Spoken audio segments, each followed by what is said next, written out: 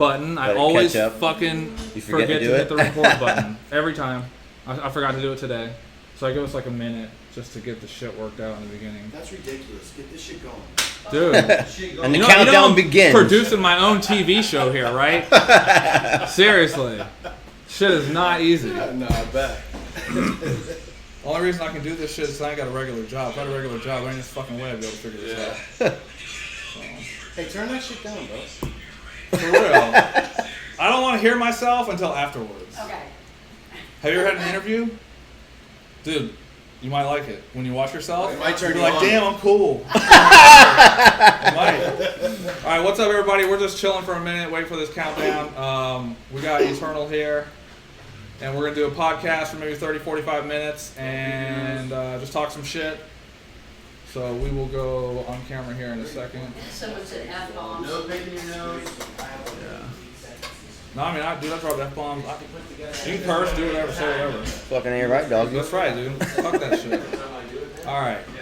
All right, everyone. So we are live. What's up, dude? Thank you for coming, man. What's up? Appreciate it. Thanks for having me, bro. I appreciate it. This is Mixed Days between two turntables and a microphone. Wiki. This is our podcast, and try to do it weekly, but that really doesn't fucking happen. Yeah. So, fucking life happens all the damn time. Dude, everybody's got a real job and shit, you know? It's like, I'm over here hanging out, and some people just can't come, they can't make it, so I do what I can. So just so everybody knows, we don't really know shit about shit. We just talk shit, and we're not experts on anything, so, you know, don't take our opinions or anything like that. Don't listen to us. Yeah, don't listen to us. Trust me. So Google it instead. For real. We won't even fact check our own shit on here. So, yeah. But today we got Eternal. So used to be DJ Eternal, but now he is Eternal. Yeah, so I dropped it when I started doing live PAs. Right. So I'm not just a DJ. So. Do you have any announcements? Are you playing anywhere? No, not really. I mean, do you have any music coming out? Nope. Okay. Not yet. So I just have one announcement. Sorry, I forgot to say we do announcements in the beginning. It's all good. I'm DJing on the 7th at Public House. Okay, That's cool. my only announcement, I think. But we're doing a live stream tonight. You know, we've been doing it most of this afternoon, and then we're doing it tonight. My bedtime is 12, so I gotta be out of here by 12. So. But when we're done with this, Jason is gonna set up his live PA stuff, and we're gonna do a live PA set. Yes, sir. All right, so we'll just get into it, man. So, I mean, like we were talking earlier when I said to you, I'm like, I've known you a long time. You know, over 10 years, I guess, because you're yeah, that. yeah. Well, but we never really sat down and have a conversation. Never had like a real conversation. I was always in the clubs. Yo, what's up? Right. Talking all loud in your ear, but and I'm sure there's a lot of DJs that know each other that are like that. Oh yeah. So that's what's cool is like you get to sit down and actually like I'm probably gonna hear a bunch of stuff I never heard from before from you. Right. So just to get into that, how did you start DJing? Well, I was into hip hop, you know, and a couple of my friends were like, "Yo, you gotta go to a rave, check it out." I wasn't into it, and I actually went, you know, and I had a good time, and started going to clubs a little more and more, and then I ended up moving in with my boy Eddie Green and Mark Truax. And Mark, what years were this? I want to say 98. Okay. You know, that's when I first started DJing. Right when shit was blowing up. Yeah, and he had a set of decks, and you know they taught me how to play and stuff, and I just took off from there. How old were you in like '98?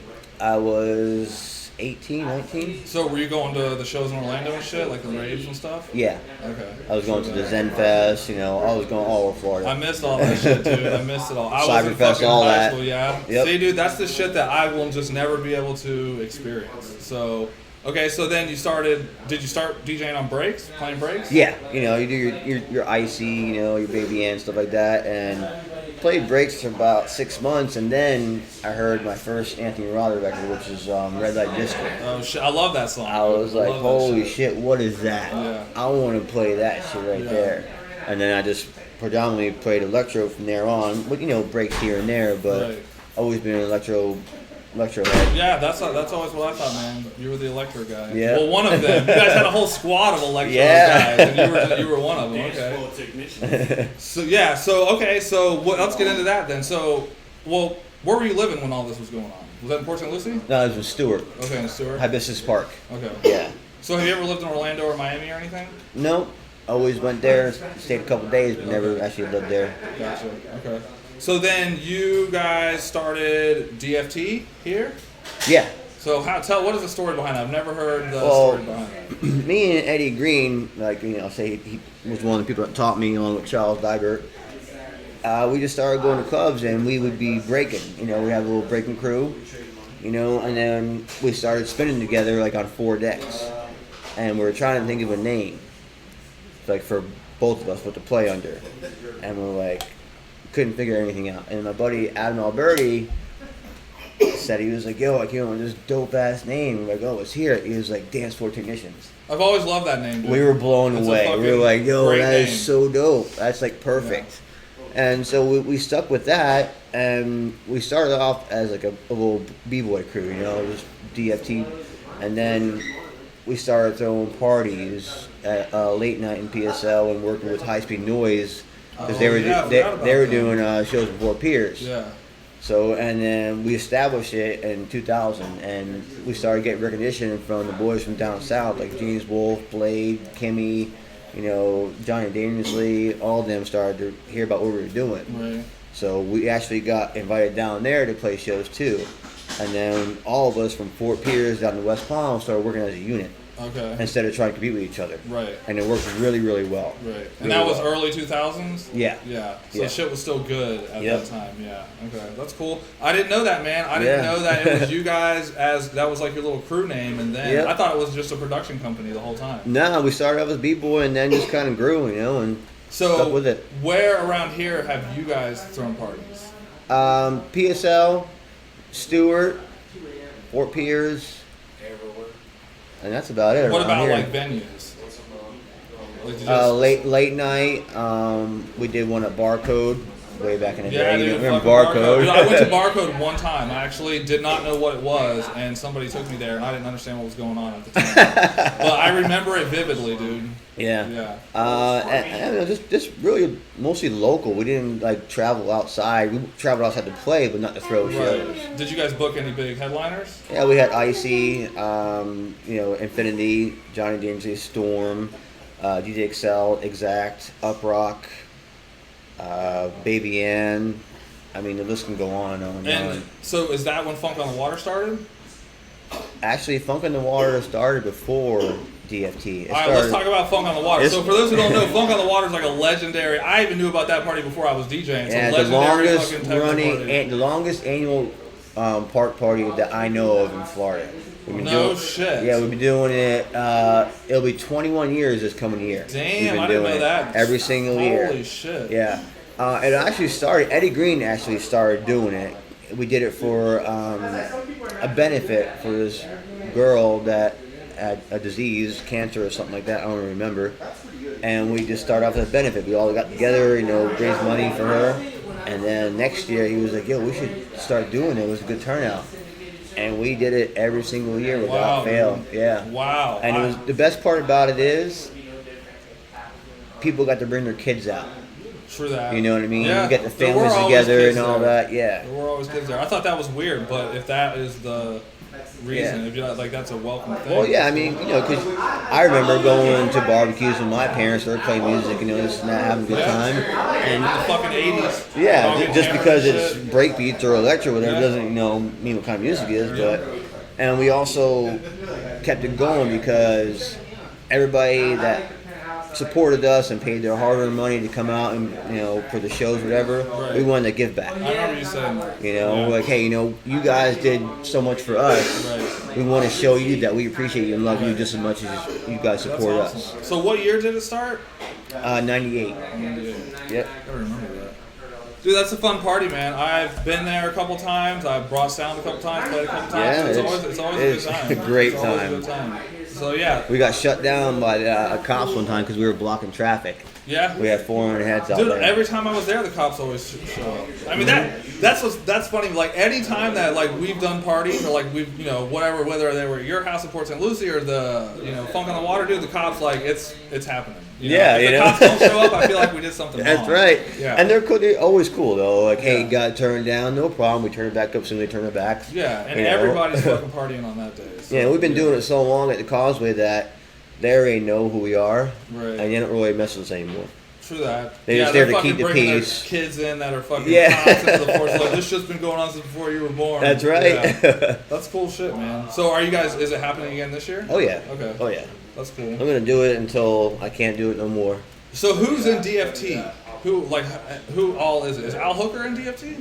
Yeah, I mean, DFT is not like you have to be in it to be in It's it. not like a gang where you get drunk. No, you ain't gotta get broke beat in or DJ'd in or whatever. Right. It's just if you're hanging out with us and you're into it, yeah, that's But it. there's you probably know? like core members though. Yeah, right? I mean, me and Eddie Green are the founders. Okay. Alan Hooker, Eddie Murphy, Okay. Mike Purdy. And then like I said, we just kind of came as a unit between West Palm to Fort Pierce for Right. everybody. Yeah. I And mean, that's everybody who- had their little record clicks or whatever, but Right. I kind of thought that's who it was. It was you. Eddie, I didn't really know Eddie Green. I only met him a couple times, but then Al and Eddie Murphy. I didn't know Mike was part of it. Yeah. So what is the status of it right now? same as it's always been. Just kind of going with the flow, doing what we love to do. Not gonna stop because it's not big or it's not cool anymore. Right, no, it's fuck just that, it's dude. just our love and what we do. Bring a fucking DFT banner in here, dude. We'll hang that bitch up. That's just that. No, that'd be cool. I didn't know all that backstory, dude. Yeah, I didn't know man, that. yeah. That's cool shit. I got tattoo established in 2000, all that. Because when I came in, like, I'm like 10 years younger than, well, maybe not 10 years younger than you, but 10 years younger than some of the guys. Like, I was like the generation after that kind of started to help carry the torch on the scene. Yeah. So it's like, I never went to any of y'all's parties. I wasn't old enough. I didn't even know they were happening. I never went to High Speed Noise stuff either. I just had them play at my house one time, not understanding the whole scene thing itself. Right. But it was my 16th or 18th birthday party. Yeah, they came in. Jesse Brewer and all them. I don't think you were there. You might have been, but it was Who in White knows? City. Right? Yeah, it was during that So time. long ago. It was during that time, and it was fun. It was a good time. But yeah, I never got to go to any of their parties because I just wasn't old enough. I wasn't in the scene. I didn't actually start DJing until I was 20 or 21. I was always listening to the music, but I never actually got to go out and do the stuff. Yeah. So I missed that whole thing. I used to work at Tape Deck, and With I Joe? remember, yeah, with Joe Yeah. and Tony Borges, and they were having those shows at it was right around the corner from there, the Tap House or the Yeah, it's Tap was House. it the Tap House? Yeah. I went there one time. And he actually Joe through a couple parties at the Tape Deck a couple times. And I was there for those, but I didn't understand the scene. That was before You just thought it was a party. I just thought it was a party. I didn't get the whole DJ thing. I knew that there was records being sold there and stuff, and I knew that I liked breaks by that time.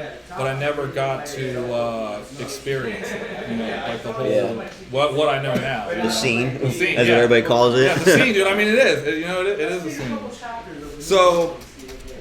So what are you DJing now? We'll get into the production thing, but what kind of stuff? So you went from Florida breaks, funky breaks to electro, and then like how's your style progressed to now? I've actually been mixing a lot of genres, as Jesse Williams calls it, genre bending. I like to take, because I get tired of playing all electro or all break beats. Right. So I try to mix electro house, a little bit of drum and bass or trap and electro and break beats, You play drum and bass? Yeah. Dude, I fucking love drum and bass. It is some shit. This mic might fall. I don't know. And that's all right. That'll be a live effect. Yeah. Dude, I never was into drum and bass until, I don't know, it's been a little while now, but dude, it's the shit. I think it's higher music, man. Well, it gets you pumped up. It And definitely the does. production quality of drum and bass is fucking way better than anything we're Like I playing. said, I get bored, and I try to push myself and push the limits to whatever I'm doing. Yeah. You know It what makes I you a mean? better DJ, dude. Drum and bass, learning to properly mix drum and bass changes the way that I DJ. Mm-hmm. Like, they do those double drop things, and like they have to mix the key and shit. And like, I don't DJ remotely. I DJ like a drum and bass DJ now. Like, they use their crossfader, leave the volumes up, and leave their levels straight, and all they do is tweak like the bass line, and that's it. And they just Right. fucking go back and forth like that. So that's it was a good experience. I didn't know that was gonna happen, but yeah, dude, learning how to DJ other styles makes you a better fucking Yeah, DJ for sure. and Like, it's fun too, because when you're playing break beats, just a break beat set, or just an electro set, or just a house set, or whatever the set is, you know the BPMs, you know what's going to happen, Right. because predominantly every song is produced the same way That's it. and mapped out the same Right. way. You might have little different stuff here and here, but when you're, like I said, Jesse Williams calls it genre bending, Right. and it keeps everybody interested. Mhm. You know, you might have a bunch of people that love breakbeat, but they want to hear electro house or vice versa. So you're playing for the masses in 1 hour set. Right. Yep. You know, you're not just playing for a breakbeat crowd or an electro crowd Right. or a trap crowd. Yeah, I and mean so that's on what you and got to so do, on. man. I mean, you know, like the days of big breaks parties aren't really like happening anymore. You know, so it's like you have to be versatile like that. Do you play house? I do. It's fun. That's funny, man. You know? I never would have imagined that. Yeah. I started playing house More, like more a couple so years ago. electro house Right. than just straight. Yeah, straight no, up yeah, house. no. I'm not. I like a house with a little bit of funk in it, or the electro house kind of thing. Yeah, I like house. I'm not a big fan of the beat, but the production is good, and a lot of the breaks mixes are fucking original house tracks. Yeah. So it's like, I mean, I like it. It's not my favorite thing to play, but like when I DJ out at like public house and shit, I play it. House breaks, you can kind of alternate between the two and Yeah. get the crowd going. That's cool, man. Didn't know that dude. Never, ever. I would've know everybody's imagined like, that. oh, he's electro through and through. That's Yeah, it. dude. You know, I got tattoos to say it, Yeah, but dude, that's because you're a good DJ. So you gotta have that view on the music to make yeah. yourself better. And I think to grow. that took me into like producing because everybody says like producers they have a certain sound when they produce their music. Right. And I've been told by a lot of artists, big name artists, that I don't have a certain sound because I produce breaks, electro. Do you trap. produce house? No, not Okay, house, alright, but okay. you know, but like different types of music. You know, it's Right. not just a set all electro. Right, You know, gotcha. or a set all Miami bass style. Right. You Right. know, I have tracks that are up and down. Right. You know what I mean? So, I mean, most artists, you can kind of, if you know them, listen to a song and not know it's them and like, oh, that sounds like, oh, Cold Rising. Oh, that sounds like James Wolfe. Right. Oh, that sounds like Icy or Baby Ann. Fix. You know, Fix. You Yeah. know? Yeah, so, I mean, Yeah. and at first I was like, well, that's kind of shitty. You're telling me I suck? They're like, no. It's good not to have a sound, and it's good you're versatile and you're producing as well as you're DJing. That's a good point, man, because you're right. Like, there's only so many sounds in the break scene, you know? And it's like, just even regular top 40 artists, they pull inspiration from other artists, you know? And like, if you're listening to breaks, like, there's a limited pool of Yeah. inspiration to pull from, you know? So it's good to not have, I guess, a sound because it's probably mimicking other people. That's kind of what you're saying. Yeah. So, okay, let's talk about the transition into producing. So you were a DJ for however long, and then you started. I remember the track that blew up. The fucking Doc was it Nasty Common? and the Eternal, Scared of Death, Scared of Look. Yeah, The Mob Deep track. yeah, Yeah, Mobb Deep. That's what it was. Yeah. Been DJing and then went and seen Brett Effects play live down at Voodoo one night. I used to go to Voodoo. I stood there in front of him. I was like, "Oh, that is dope. I want to start doing that." So I, researched some stuff and got a hold of some people, got gear. Kind of still new. Ended up hooking in my boy Doc Nasty, Sean Conway. Shout out to the funniest motherfucker, one of the funniest motherfuckers I ever met. As my boy, he taught me some shit. Went down to Lauderdale, kicked it with him, and we started working on music together. And he taught me everything he knew, and I just ran with it from there. So what happened with that track? Tell people about that track. Scared of Death, Scared of Love. We were in the studio together, and I wanted to remix a track. And he was like, "Well, what do you think? Is a good track to remix?" And just for some reason, Mobb Deep, Shook Ones popped in. Everybody knows that track, and we started putting it together. And I think we finished that in like 8 hours. Oh shit. Okay. Put together, said it done. Brought it to your house. Remember when we played it? What, at one of my parties that I had? No, on at the your drive? house on Indian River Drive. Yeah. I think Brett was living there too. Okay. And that track, I heard it all over Florida. I remember, dude, I don't know if we were at Ultra or something like that, but you're like, it feels so good to hear Future my Sound of song. Breaks. Is it feels like Future Sound of Breaks? Yeah. I remembered you It saying was during that. Ultra. Okay, yeah. But it was Future Sound of Breaks Yeah, party. you were like, it feels so good. Was it Quad that played it? Hydraulics played it or something? Digital Artillery. Okay. Yeah. Yeah, I was like, damn, I, was don't like, know what that yo, feels like. what? Yeah, dude. Yeah, that's some cool shit. Dude, that song's on Pandora. Yeah. Yep. I don't know how that DJ fucking happened. Voodoo put it up on his mix. So did you make any money off of that, or like what? How does that work? No. Is it on Beatport? Yeah. Okay. Well, it's under superfreshrecords.com under Sean. So tell me, okay, so this is kind of like a side note, but okay, so obviously you probably didn't get the licensing for that. So how does that work? The license for the sample? Yeah. I mean, I get the whole bootleg thing, but then when you try to go and resell it, well, like, the way it works is if you're not making a ton of money on it, they're not even going to notice it. then it'll never turn up on the radio. Yeah, Okay. I mean, But so... if it ends up fucking being on TV or some shit. Yeah, you know. Gotcha. If Puff Daddy ends up, signing or something like that, it's a Right. little different. Okay, yeah, for real. But other Yeah. than that, I mean, it's just, Okay. you just remix it and play it out, and... I never fucking asked anybody that shit. I should ask Chris and Brett that too. But yeah, I've never made a track. I know obviously everybody's taking samples off everything and stuff like Yeah. that. And I know that most of them aren't licensed, which whatever. But when a song gets big, that's when I was wondering like how that comes into play. Yeah, then they're like, okay, well, this person's making some money off of us, so we want a piece of that. Right. So then they, get their people... Did that get in ever touch with happen? people. No. Okay. Cool. No, When did that I'm track not come that out? big, bro. No, dude. I mean, I heard that shit a lot of places though. When did that song come out? I think that was 2006 or 7. Holy shit! Really? Yeah. No, dude, it had to be after that. No? Yeah, it had to be after that. Because 2009 is when me and Brian started Ants Don't Sleep. It just had to have been in the past like 5 or 6 years. No. Yeah, dude. I've been producing for 7 or 8. Okay, well maybe it was the beginning then. So Yeah. 7 or 8. Yeah, no, that would be okay. That'd be right. Like maybe 2010, 2011. I don't remember the last year I went to Phoenix on the breaks. I'm not sure. So that's cool. So okay, so what about was that your first song that you produced? No, that was the first one that actually took off. Okay. The first song that me and Doc Nasty produced was called Electro Nation. Okay. And that one was one of the first ones. And that one, it was dope, but that's why I wanted to do a remix so people could... Relate to it? Yeah. Like, oh, I know Absolutely. that song. Oh, it's a different beat to it, and kind of... Yeah, dude, I enjoy mean, it. that shit blows up. Yeah, that's cool. So then, did you work with Doc Nasty putting out more stuff, or was that kind of like... Yeah, we put out Electro Nation, Resistors Hot, Scared to Death, Scared to Look, and one other one, I think.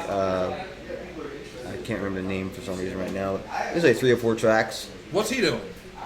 I haven't talked to him in a while. Really? Yeah. Damn. Yeah. I actually seen on Facebook today he put some new music out, so Where's he living? I don't know. Oh, okay. So what are you doing now as far as production goes? The same, just kind of... Do you have a label?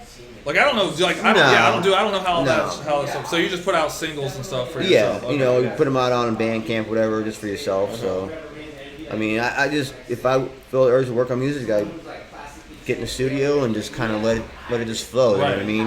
Right. I have an idea, but 9 times out of 10, I scratch that idea because something else comes out. Along the way, for sure. I was talking to Chris about that. I didn't understand how you made tracks. Like, where does that come from? And he said it could be just like a sound that you hear. You want to make a track around. It could be some totally unrelated inspiration about like something in life or something like that. You're working on something, and then all of a sudden something better comes along, and you pull that The out. best tracks come from, oh man, I didn't mean to do that.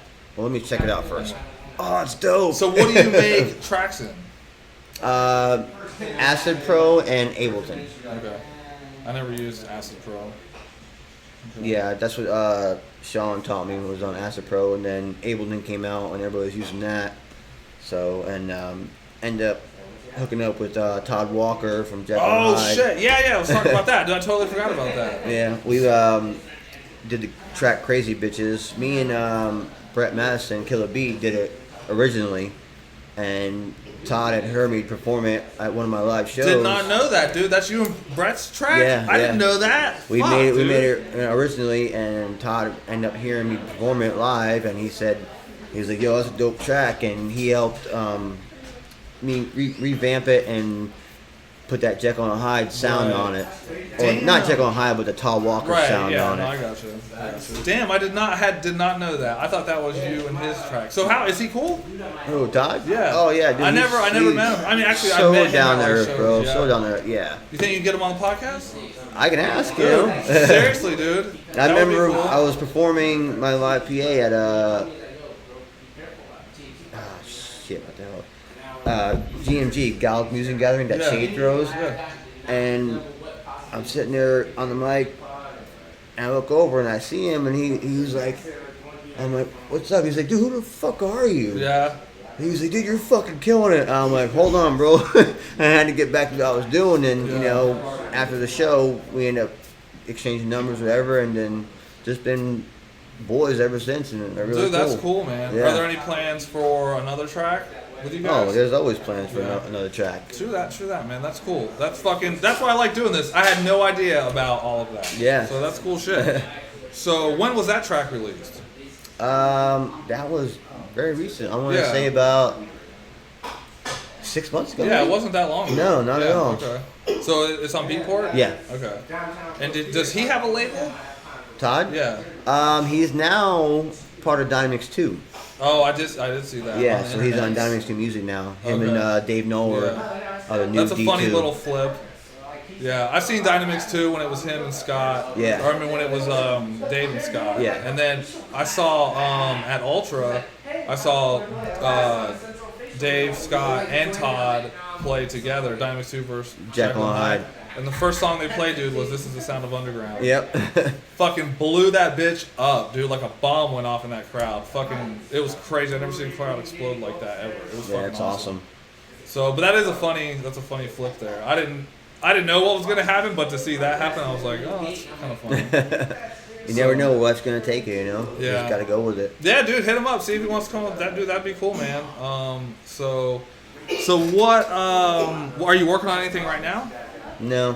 Yeah. Working on being a good father. True that, dude. Yeah, I You guess know? making tracks takes time, right? Yeah, well, yeah, it definitely does. Yeah. And with the hours I'm working, but Yeah. Yeah, but I it's mean- always there, dude. I mean, you're still fucking in that yeah, shit. you know, I for mean, sure. yeah, definitely still doing it. That's why I name myself Eternal. Yeah, right. So yeah, let's talk about that. So it used to be DJ Eternal. So I made the event page, and I put DJ Eternal on it, and I get a call. He's like, "Yo, You gotta drop that, bro. can you take the DJ off?" And I'm like, "Oh shit, I didn't know." So what happened with that? Well, like I say, you know, I started off with DJ Eternal because I was just a DJ. Right. Then when I started producing, I was like, well, maybe I should drop the DJ now. I didn't really drop it until I got my first booking for OIPA. Oh shit, when was that? I think that was like 2011, maybe. See, because I didn't even know that happened, dude, and I've seen you since then. Yeah. I had no idea. Damn, it's been that long? Yeah. Holy shit. Wow. I've been in the music scene since 98, Yeah. 99. But I mean the drop. I didn't know you dropped the DJ Oh, yeah. that long ago. I thought that was like a recent thing. Nope. Oh shit, okay. Alright, well for I didn't future want everybody to reference- just think that was just a DJ. You know No, what I mean? understand for sure. For sure. So if you see some DJ Eternal shit on something, that ain't the fucking real No, guy. take that shit off, man. Yeah, that ain't him. That's somebody some other shit. So let's see, what else did I put on here? So how is it DJing versus playing live? DJing is a lot more fun. Playing live, you gotta be a lot more focused and you're concentrating because you're doing a lot more, so to speak. Right. You know, you're listening to the music, you gotta know when to hit certain sounds or certain cues. Then if you're got a vocoder, you're on the mic too. Right. You know, and there's been times where after a show, like, oh my God, you see all them people out there dancing? I'm like, no. Didn't even I don't. look, I don't. dude, yeah. All I see is my gear. Right. I don't even look at the crowd half the time. Yeah, make sure you're 'cause- doing your job Yeah. right. Yeah. That's cool. So do you like playing out like that? Do you get more satisfaction from doing that for a crowd, or what do you I do because nobody sees the time in the studio preparing a set, putting these songs together, making the songs, editing. You know about editing. Yeah. You know, and you know it. So to Dude, me, that shit it's takes forever, dude. I need an editing assistant, dude. If anybody wants to be post production for this shit, hit me up for real. I need a post So production. to me, it's more satisfying because the final process is done, and it's like, man, I did that. I did all right. that. The whole fucking thing. You know. Yeah. But if you want to go out and have a good time, DJing, yeah, It's it's not as definitely fun. so. Talk about you're gonna play a live set after. So talk about preparing your set for tonight, because we talked about this at the beginning of this month, right? Or maybe it was in October. Well, we were supposed to do it last month, and I was like, well, I need a little more time to actually put the set together. Yeah. You So know? what was that? So what is putting the set together? Because you said it takes a little while. Yeah, it's not just mixing two songs. You know, you have to line up certain things. You got to take certain parts out of the song, program them into your controller, and and play them how you want to play, and then mix the song together, and then put your vocals in there, and any effects or delays or anything like that you want to do live. So the set is pre-made, yes, basically, and you're triggering it live. yes. Gotcha. Like out of a song, I usually play about 4 to 5 parts. Okay. I take that out and I play those live. Gotcha. Okay. So probably the beat is on. Yeah, its own, and then you're adding, yeah, like, but then vocal like or your sing. samples, your cuts. Or, What do you think about singing, dude? I've never seen you play live, and then when I saw you when we were setting up, I'm like, holy shit, this motherfucker is singing. Yeah, it's pretty cool, man. Yeah. It definitely is. Sitting there writing some rhymes and then doing it on the vocoder or If I had a vocoder, dude, I'd probably write rhymes all the time. yeah. I don't want to hear my voice, but I'll hear my robot voice all Yep. fucking day, dude. Seriously. It's definitely pretty cool. I tell you what, that's one thing I've always liked. Back to when I heard my first Anthony Raleigh track, that Red Light District. Yeah, right. I was like, yo, how do I do that robot voice sound? I always love the vocoder, dude. Mm-hmm. I think it's fucking... And those songs, if it's done right, like, they don't ever get old. Yeah. Sometimes they overdo it, and it's like, it sounds a little aged, but if it's done right, dude, they're fucking classics. And I know people love it when someone does it live. It brings back to the 80s, dude. Hell yeah. It's cool shit. So, all right, let me see what else I got on here. So, what are you? I said Pandora, all this shit. So, what are your plans for the future?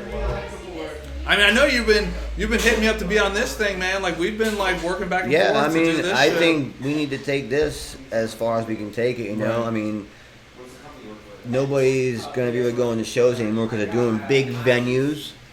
So I think if we could take this and put it in people's houses, they can stay home and get shit faced and Right. watch us play. You Yeah. know, I know that, right? I'm just. My future is always the same for me. I take it day by day, and wherever the road takes me, wherever life takes me, I just go with it. True that. You know, I don't make plans because plans always get fucked up because life fucking happens. That's it, dude. So you just, go with what happens and then deal with it. Yeah. So are you still taking bookings? Yeah, Okay. not so much as much. But if somebody wanted you to come play, you would come play. Yeah. Okay, Well, I mean, depends on, The money. well, not the money. It's about, this and that. Okay, gotcha. True that. I'm not going to go play at, some hole-in-the-wall place. Yeah, right. Gotcha. Or No, crack, I meant something or that crack was shack or appropriate. No, something. I just meant something that was appropriate. Like if Yeah. somewhere in Miami. Oh, yeah. What was the Galaxy Music Gathering? Yeah. Gathering. How long ago was that? I've been playing there for the last 4 years. Oh shit. Okay. Last year I was supposed to play, couldn't because I got a tooth pulled. I think I did see your name on that flyer. Yeah. Yeah. So damn, that's one thing about life happening. Had to does, get a tooth yeah. pulled and couldn't do it. Yeah. Were you gonna play live? No. Okay. I played live one time. That was my second year. And other than that, I DJ'd. Actually, How many people were there? Dude, get this. I actually opened up for Anthony Raleigh. Really? Yes. Holy shit. Yeah. Wow. I was like, Was that oh. on purpose? Oh no, hey, that was my set time, I mean, Damn. Anthony Raleigh was getting ready to go on. I was playing in the side room, and I was like, that's fucking awesome. That is fucking awesome, dude. I've never seen him live. Oh, he don't do live anymore, but I tell you what, that's something I'm so glad I got to see. I see him on Facebook doing shit. Yeah. Yeah, in the he's- studio, yeah, but yeah, just right. I seen him at Tilt. You probably don't know Tilt, but that was in West Palm way back in the day, in the '90s. Isn't he in Germany? Mm-hmm. Okay. Also, yeah. Yeah, dude, he's got some bangers, dude. That Red Light District, though. I heard Mark B play that one of his sets like a couple of weeks ago. Yeah. And I was like, oh shit, Joe has that record. Joe Valdivieso has that record. Also, let's talk about your record collection, man. You still got a bunch of records? I don't. I sold them all. Really? Yeah. Did you sell them to Mike Ciccarelli? I sold them to Brian Beatty. No shit. Yeah, and my turntables too. Oh, the black ones? Yep. Damn, I didn't know that. I mean, with all this new gear coming out, you gotta change. With the oh yeah, times, no, you dude. There's know? no reason to have them. That's it went to a good home. Do you know how much the MK2s are worth now? I think I seen something for like $2,000 for a deck. So this guy, he repairs them in Melbourne, and his name's TJ Phonic or something like that. He told me that 2 good condition decks, $1,500. Wow, that's crazy. I bought mine for They were $400. $400. I got brand both new. of them for $4, dude. When I bought mine, and mine are sitting in my fucking closet. Like I gotta get them fixed, but I was like, what? I had over 200 records, but Damn, like I said, they went to a good home. He plays them That's cool. nonstop. I haven't seen him in a So long ass time. No, that's good. I know. I have a small record collection, and like, dude, if I couldn't imagine having a big one. Moving, keeping track of this shit, like that's just The a things whole get fucking heavy, bro. Dude, seriously, dude, you got fucking 15 record cases. now we're just walking around with a little USB stick. Yeah, I know, dude. I know, dude. Today was my first set on this bitch. And how'd it go? It was good. Yeah. I had a couple little fuck ups, but I usually play on the controller with the computer, and I was At least like, you know it's what? live that way, Right. It's Oh not yeah. pre-recorded like the No, big dude, no. EDM I lost DJs a are couple doing. because I'm not used to how the screen works on there. But after I warmed up, it was fine. So I probably won't actually be using my controller anymore.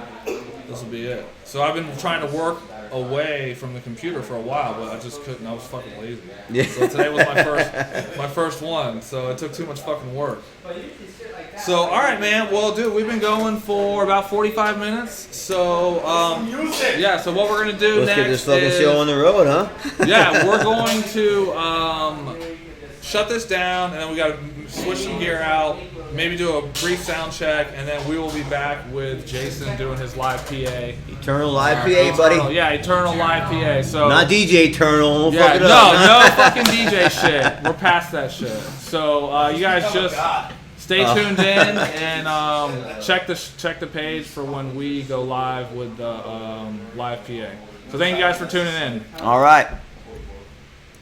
Stay white. True. Stay black. All right. Cool, right? Yeah. It's fucking cool.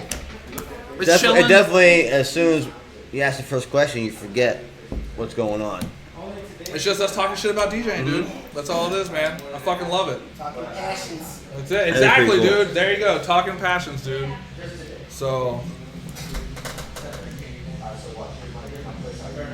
like, if I can get larger people on here, dude. Like, if I can get Scott on here on the 4th, like, it's gonna fucking blow up. Yeah. And then if like you could help me, maybe get Todd, shit like that. larger than Eternal. Well, he's on here, dude. He's on here right now. So when it goes on YouTube, he'll be able to share that shit.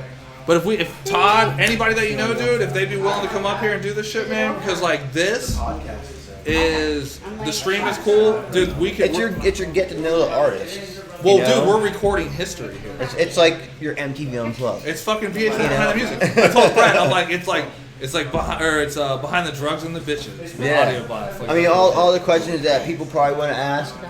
Thank you. How'd he do? Good, that was awesome. People they want to ask questions when you're at the club or whatever, but they're That's exactly what it was. like, oh, well, I wonder how this and that, because I've been there. I've wondered how I wonder where you got his name from.